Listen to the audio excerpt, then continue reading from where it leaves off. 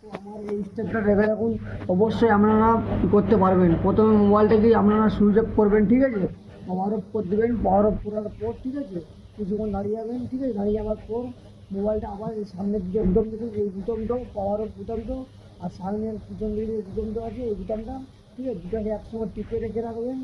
টিপে রাখার পর কিছুক্ষণ পর একটা অপশান আসবে, ঠিক আছে, অপশানটা আসার পর আপনারা কী করবেন দেখে নিন, ঠিক আছে।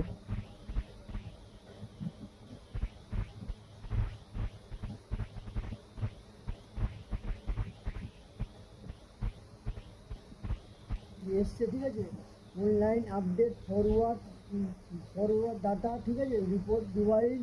আপনারা এটা এই সাইডের একটা বোতাম আছে, দুটো বোতাম, যেটা সাউন্ড বাড়ানো সাউন্ড কমানোর বোতামটা, এই সাউন্ড কমানোর বোতামটা এখানে মেরে এখানে আসবেন, এখানে মেরে এটা আপনারা